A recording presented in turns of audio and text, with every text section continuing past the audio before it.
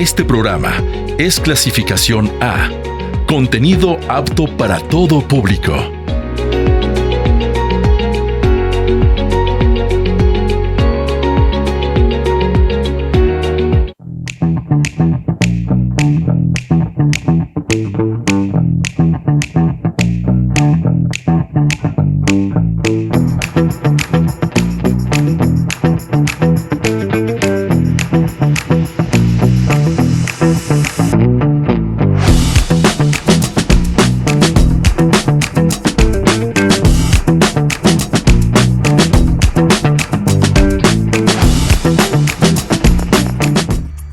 Bienvenidos a este nuevo episodio de Plano Secuencia a través de Canal 24.4 de Televisión Universitaria.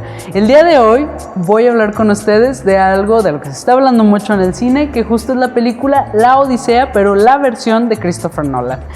Hay muchas cosas alrededor de este filme que se están compartiendo de manera polémica porque ya sea una crítica o un cuestionamiento sobre la elección del elenco, ya sea el asunto por ahí que se ha hablado de la no posición política de Nolan frente a temas de territorio donde filmó la película, donde decidió filmar, ya sea el asunto también de que si fue fiel o no a la Odisea, al poema épico de Homero, ya sea una infinidad de cosas. Y entonces a mí me gustaría mucho partir justo de la idea de pues que la Odisea es un poco, se puede decir que universal, digo un poco porque al final de cuentas habla de Occidente, de una historia de Occidente que a lo mejor pues nunca va a ser fiel al origen literario de algunos textos porque pues se les ha metido mano en todos los periodos históricos.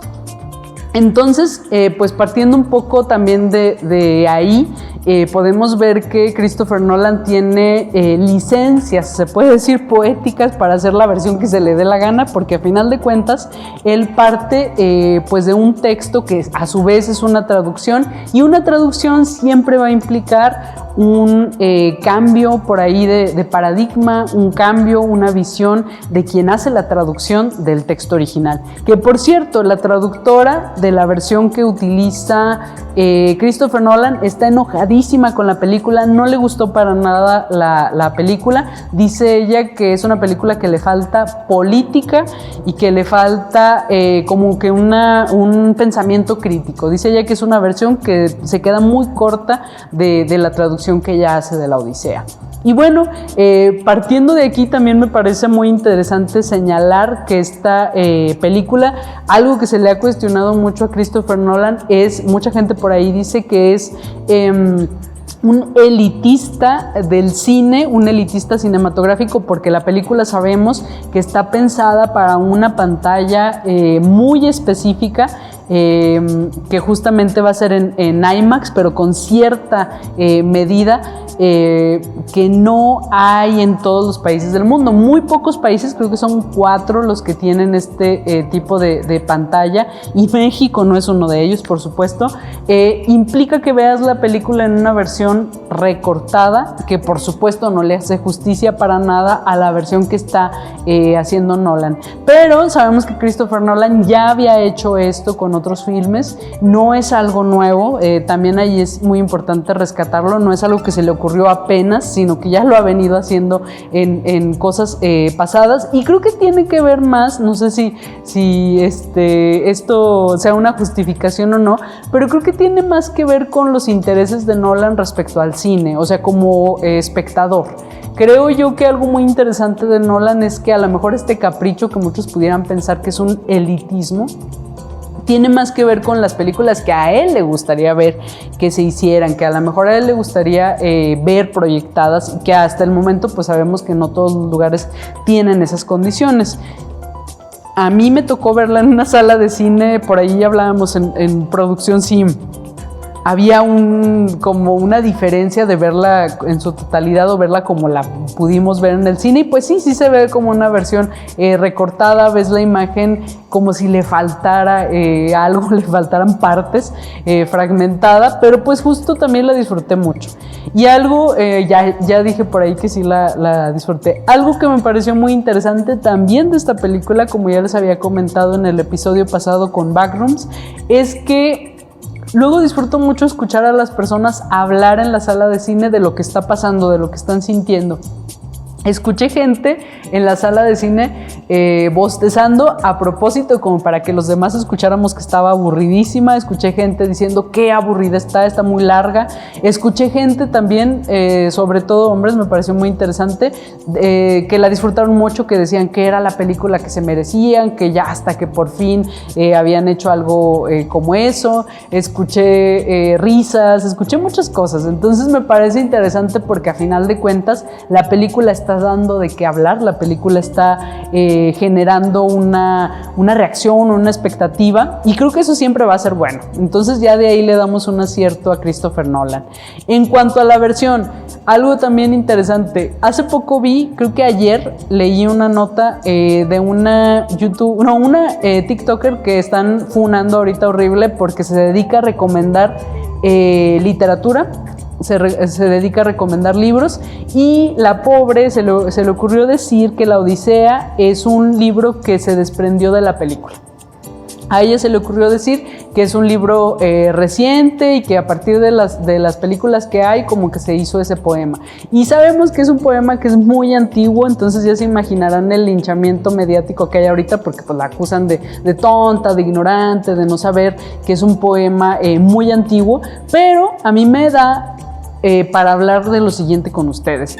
Este es un poema que la verdad la gente por gusto no lo leemos, hay que ser realistas. No es como que leamos la Odisea un día en la mañana porque se nos ocurrió, porque nos dio la gana y porque nos parece interesante leer sobre la historia de Occidente. La verdad es que no.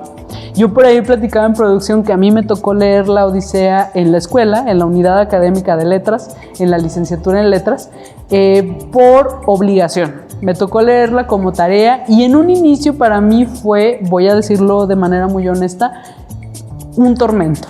No me gustó, y yo tenía muchos compañeros que les gustaba leer épica y les gustaba leer poemas sobre héroes, sobre todo con estas características, y a mí la verdad es que no me gustó al inicio. O sea, la verdad es que lo padecí mucho, sentí que era una obra muy larga, que no entendía.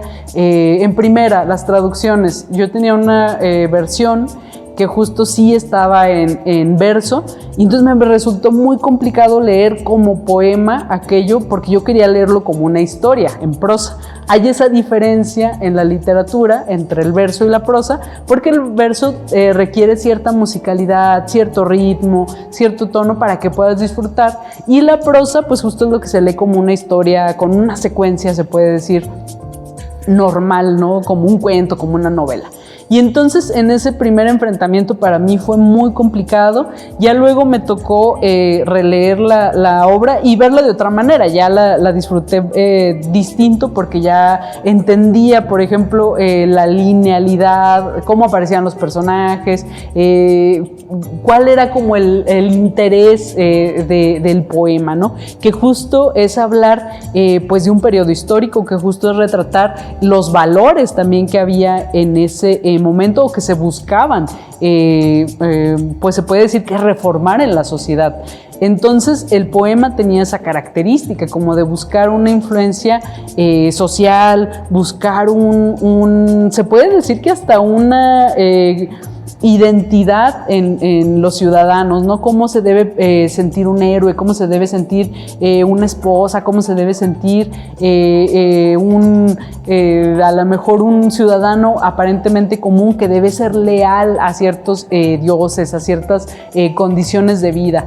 Pero ya ahora esto me da para platicar con ustedes de esta versión que justo hace Christopher Nolan. Por ahí vemos imágenes de las versiones que han existido de la Odisea, porque hay muchas versiones también en eso. No se dejen llevar con que es la única versión, porque en realidad hay bastantes.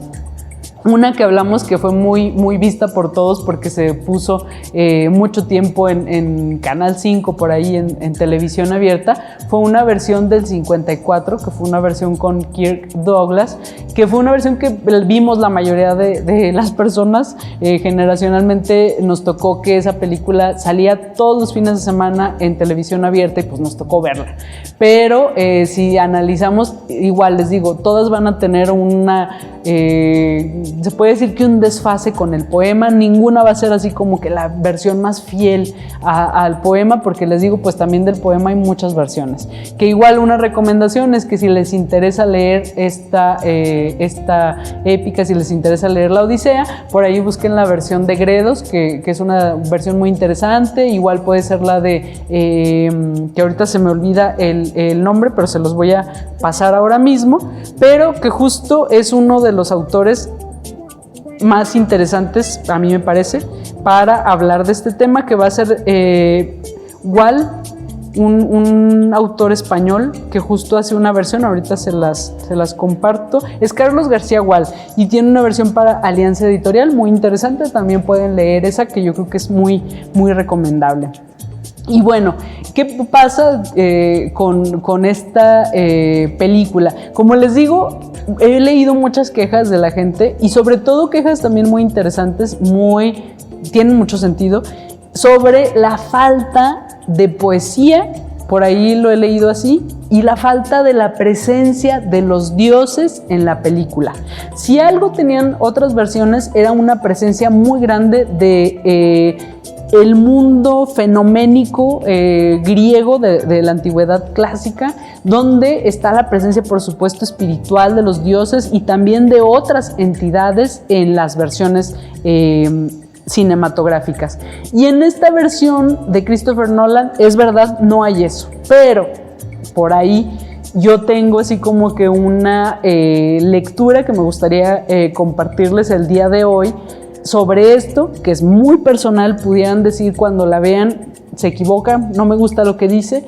Es muy válido, porque yo creo que también eso nos da el arte, la posibilidad de ver desde diferentes ángulos las cosas, y yo creo que eso es lo interesante, que podamos discutir, que las cosas nos den para discutir. Y esta Odisea de Christopher Nolan, por supuesto, nos da para la discusión y nos da para tener debates sobre qué falta, qué no falta, qué se le puede cuestionar, qué no se le puede cuestionar, porque por supuesto hay esa presencia. Entonces, en esta primera parte un poco me interesaba hablar del contexto desde el que se desprende, que les digo es pues este debate también literario, filosófico respecto a la Odisea, a cuál es la versión que aborda Nolan, y por supuesto las otras versiones que existen ya de series, de películas, para que ustedes las puedan buscar. Y vamos en una segunda parte, ahorita después de una breve pausa informativa, a desmenuzar un poco más la película, pero los voy a dejar con la información de la Universidad Autónoma de Zacatecas. Ustedes saben que en las pausas informativas compartimos con ustedes tanto las actividades que se están realizando en este semestre que arrancamos, así como otros programas que tenemos en el canal 24.4 de Televisión Universitaria. No olviden seguirnos en redes sociales para que ustedes puedan ver todo lo que se hace en la Universidad Autónoma de Zacatecas, y pues de la mano también de aquí del canal de TV UAS, de Televisión Universitaria. Entonces no se vayan para la segunda parte, donde vamos a desmenuzar la Odisea de Christopher Nolan.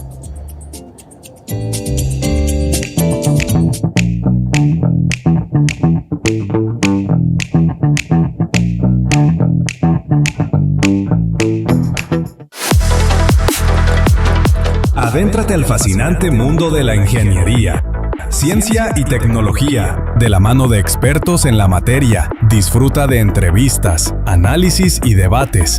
Amplía tu conocimiento todos los martes y jueves 12 horas y 19 horas, domingo 12 horas. Solo por TV UAS. Aquí la ciencia cobra vida. Conoce a los científicos que con pasión transforman el mundo. Tecnología, innovación e investigación que inspira a las nuevas generaciones. Actis, martes y jueves, 13 horas y 17 horas, sábado, 18 horas. Solo por TV UAS. Estás viendo TV UAS. Televisión Universitaria. Explora el mundo del séptimo arte, acompañado de Paola Reyes. Además, cada semana disfruta de una recomendación de cine internacional. Prepárate para un programa que celebra la riqueza del cine. Plano Secuencia, lunes, miércoles, sábado y domingo, 16 horas, solo por TV UAS. Psicofonía. El otro lado de la música. Diviértete durante media hora, donde conocerás artistas, propuestas musicales, festivales musicales y conciertos. Solo por TV UAS. Psicofonía. El otro lado de la música. Pasión, análisis, entrevistas, reportajes, debate, crónicas, estadísticas, transmisiones en vivo con el mejor equipo, lo mejor del deporte, solo por TV UAS Deportes, lunes y jueves, 18 horas, TV UAS, Televisión Universitaria. TV UAS es pasión, cultura, ciencia, expresión, libertad. TV UAS, eres tú. Televisión Universitaria. TV UAS.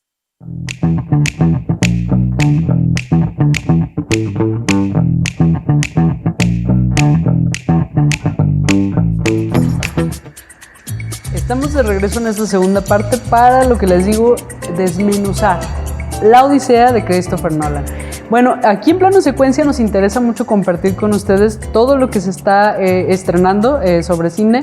A mí me gusta mucho ir al cine, también cuando puedo en casa todo el tiempo estoy viendo cine, y vamos a estar abordando películas nuevas, pero también películas de toda la historia del cine. Y en este caso me parece interesante hablar de La Odisea porque les digo, hay muchas versiones, ha generado muchas reacciones y creo que la película en realidad es muy buena.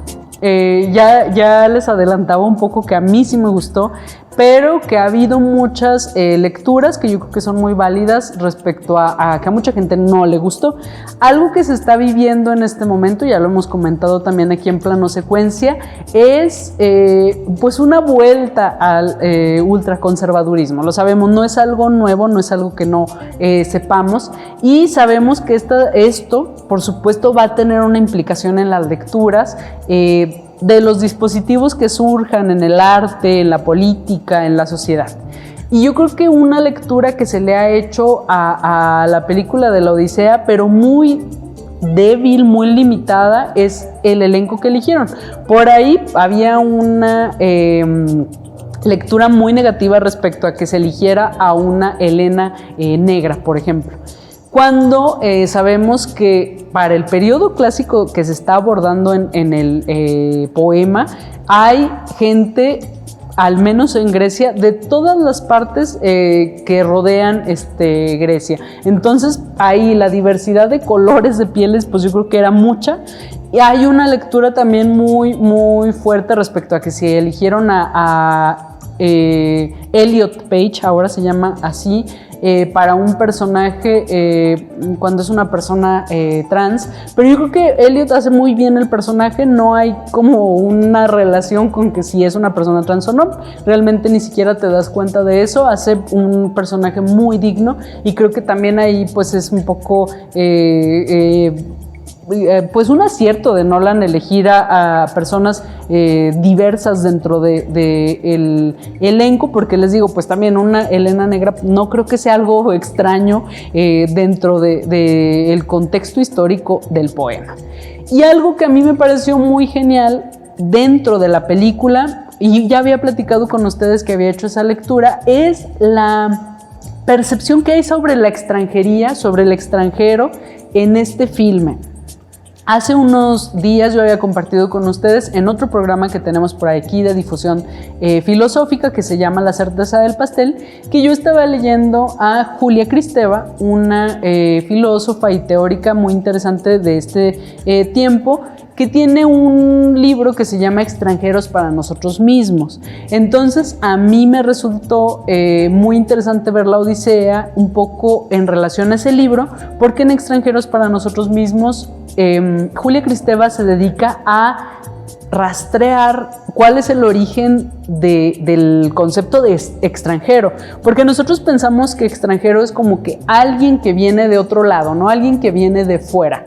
Y entonces Julia Kristeva de manera muy inteligente menciona en este libro que en realidad esa idea viene desde la antigüedad, ¿no? Hay una noción de que todo aquello que sea ajeno a nosotros, pero hablando desde el yo, es extranjero y por tanto puede ser visto como algo extraño, malo, negativo, oscuro, repudiado, marginado, porque es algo que está fuera de nosotros. Pero si se fijan, esta concepción en realidad no tiene que ver con nacionalidades, con estatus económicos, con cuestiones de color de piel, con cuestiones de identidad, sino que tiene que ver con una noción propia, ¿no? De que lo que no es conocido para mí, entonces es extranjero. De ahí a mí me pareció muy interesante que Nolan se centrara tanto en eso. Algo que se menciona mucho en su película es que justo los hombres que están a la espera del regreso de Odiseo, no esperándolo a él, sino esperando que ya se declare que está muerto para poderse casar con la esposa de Odiseo que lo está esperando, que es Penélope, y poder tomar posesión del trono de Odiseo. Hay un interés por ahí de ese trono, de ese poder, de esa gobernación, ¿no? del pueblo. Y entonces creo que está muy interesante cómo se percibe al extranjero, porque justo esos hombres que están ahí son todos extranjeros, pero ellos se posicionan en ese espacio y entonces consideran que ya pertenecen ahí porque se quedan muchos años y que todo lo que venga es extranjero, que ahora ellos tienen la posibilidad de decir qué es extranjero y qué no. Algo muy interesante en esta Odisea es que también muchas mujeres han cuestionado que Penélope ya no tenga un cambio, porque en el poema, pues sabemos, está tejiendo, está urdiendo por ahí un tejido que todas las noches como que vuelve a empezar. Entonces no lo termina, porque otra de las condiciones es que si ella termina ese telar, ya se va a casar con alguien, llegue o no Odiseo. Va a ser una manera de poder dar fin a ese ciclo, a ese círculo donde ella está esperando. Y algo que muchas mujeres han cuestionado es ¿por qué no se cambió a esa Penélope? ¿Por qué Penélope tiene que esperar si ella en realidad está gobernando ese lugar? Pero yo creo que en la versión de Christopher Nolan no se hace referencia a una espera inactiva o una espera pasiva de Penélope, porque en realidad Penélope todo el tiempo está tomando partido político respecto a lo que ocurre en el lugar, en el sitio, en el trono, porque ella todo el tiempo está regulando la actitud de los que están allí a la espera de las noticias sobre Odiseo. Todo el tiempo está también hablando de que ella les ofrece un alimento, un espacio donde quedarse, un sitio donde quedarse, y que en realidad ella no está pensando que todos son extranjeros, que ella los ve a todos como iguales, y justo hacen referencia a Zeus, porque cualquiera podría ser Zeus escondido entre las personas. Y eso me parece muy interesante, porque a mí no me parece que sea una Penélope pasiva o inactiva, que está como que a la espera sin hacer nada. En realidad está haciendo muchas cosas. Otra cosa que me pareció muy interesante es que por ahí al hijo de Odiseo, que justamente está como que también en esta sensación de que no tiene el poder definido, que no lo respetan, que en realidad lo ven así como un hijo huérfano. Quien lo aterriza, pues justo es Penélope, porque ella le hace mención como de que él todavía no está listo y él tiene que también hacerse de sus cosas, de su propio respeto, tomando acción. Que no nada más es como que se meta en la cabeza que puede ser caprichoso y exigir que lo respeten por ser el hijo de Odiseo, sino que él ya tiene que empezar a convertirse en un ciudadano, ¿no? En un hombre en este periodo. Y justo también algo que me pareció a mí en lo personal muy interesante de la no presencia de los dioses, que mucha gente dice por ahí, no, que faltaron los dioses, es que vemos a un Odiseo más humano. A mí me parecía, y lo supe hasta que vi la película, cuando leí la Odisea, que pues Odiseo es una especie de instrumento, de medio de los dioses para enseñar a los hombres cómo ser hombres, ¿no? Justo me parecía como que es un hombre con una misión, pero en realidad no tiene, a mí me parecía eso, como una identidad propia, una voz propia, por el hecho de estar esperando como las instrucciones de otros más grandes para hacer las cosas bien. Y algo que me parece que sí ocurre en esta Odisea de Nolan es que este Odiseo toma partido humano y se da cuenta de que muchas cosas que los hombres hacen en nombre de los dioses son inhumanas y que no les gustarían a los dioses. O sea, algo muy interesante es que él sí cuestiona que los hombres sean tan violentos, que siempre estén esperando hacer la guerra, cuando no es una instrucción de los dioses, que más bien ellos, como en la historia, se han creído con el poder de ejercer violencia sobre los otros, con esta idea de pues el que sea más fuerte es el que gana, que ningún dios les dijo. Entonces a mí me parece muy interesante y muy rescatable que este Odiseo tenga un pensamiento crítico, que tenga un juicio propio y que pueda decir, bueno, ¿qué tantas de estas cosas que estamos haciendo en nombre de los dioses en realidad sí son para los dioses?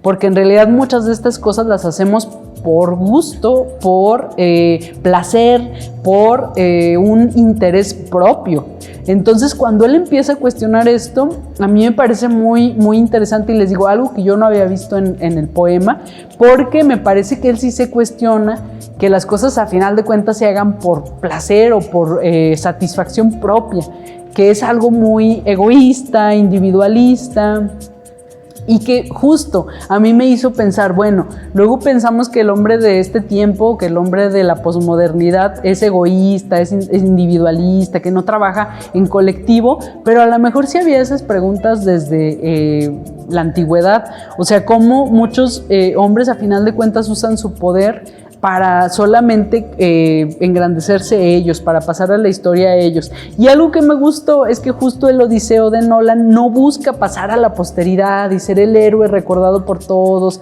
y que influenció a todo Occidente y ser el mejor, sino que más bien busca crecer como hombre, en este caso, tener una identidad fuerte, como que busca madurar, y por eso se exilia hasta que esté listo para regresar. O sea, a mí me parece muy valiosa esa parte, muy poderosa, porque en realidad a lo mejor sí hay una soledad de Dios, una soledad de los dioses, pero porque el personaje busca construirse, ¿no? Me recordó mucho a Dante Alighieri en la Divina Comedia, que bueno, sabemos que se llama La Comedia en realidad, el libro de manera real, en el poema buscar convertirse en un hombre de verdad como espiritualmente intachable, intelectualmente intachable, emocionalmente intachable para poder acceder al cielo. Y justo en la Odisea me parece que Odiseo hace lo mismo, o en esta de Nolan, como que busca primero de estar bien, o sea, ser así como el hombre ecuánime que están esperando para poder regresar, ser el rey que están esperando para poder regresar, por eso no lo hace antes. Y creo que si hubiera habido una presencia de los dioses, como en otras versiones de la Odisea lo veíamos, se hubiera depositado toda la atención en esas presencias, que ya sabemos que tienen una condición mental distinta, que tienen una condición política distinta. Entonces a mí me parece muy interesante este ángulo de Nolan, porque le da otra lectura a la Odisea, que les digo, tiene una universalidad porque ha sido representada de muchas maneras y todas las maneras son posibles. Algo también, ya para cerrar este episodio de plano secuencia con ustedes, de este arranque de nueva temporada, que me gusta mucho de esta versión es que dice Nolan que en realidad la hizo gracias a su perro. Se supone que Christopher Nolan le habían encargado hacer la Odisea, la versión de Troya, que sabemos que con Brad Pitt y todo eso, pero no se la dieron a él porque se la tenían ya prometida a otro director, que ese director aceptó la versión y por eso la hace. Y entonces a Nolan, como premio de consolación, le dan Batman, el Batman que hizo con Pattinson.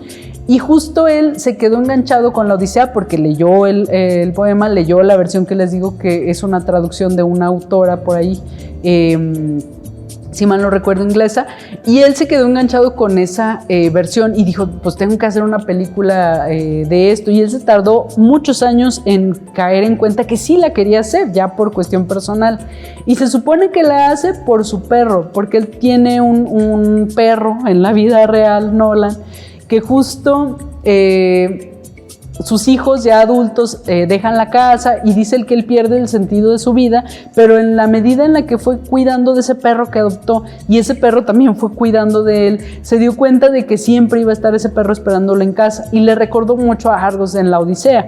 Entonces algo que hace es como rendirle tributo también a esa presencia, y vamos a ver que sí, justo el perro va a tener como que un papel importante en la Odisea de Nolan, Argos, porque sí es quien está fiel, leal a la espera de Odiseo y sabe que va a regresar Odiseo, no se muere por estar esperando a Odiseo hasta que ya es muy viejo y Odiseo retorna y puede morir. Y entonces a mí me pareció que también eso humaniza mucho la película, un poco ya les digo para cerrar, porque ya no es una película nada más de héroes o épica, o si vemos muchos efectos especiales, mucha acción, no, justamente vemos algo como más humano de este poema. Entonces bueno, espero que esta lectura les parezca, si bien no buena o mala, pues a lo mejor como que pueda aportar algo a su perspectiva, o que pueda también dar para discusiones con lo que acabo de decir. Se aceptan, nos pueden poner por ahí comentarios, no importa si no están de acuerdo con lo que acabo de decir, pueden decirlo, opinar lo que ustedes consideren. Ya saben que tenemos en redes sociales, en Facebook, una cuenta de Canal 24.4 de Televisión Universitaria, donde nos pueden comentar lo que les parece el episodio, lo que piensan de este comentario que acabo de hacer. Y pues no olviden también en sintonizarnos en 24.4 de Televisión Universitaria, en Canal 4, y ustedes ya saben que vamos a seguir aquí en Plano Secuencia compartiendo con ustedes cine internacional, cine nuevo, cine de autor, cine de todos los tiempos, porque nuestro interés es poder ofrecerles un espacio a todos los cinéfilos por ahí que nos sintonizan, y cinéfilas que nos sintonizan para poder comentar filmes. Yo soy Paola Reyes Rodríguez y muchas gracias por acompañarnos en este episodio de la nueva temporada de Plano Secuencia. Thank you.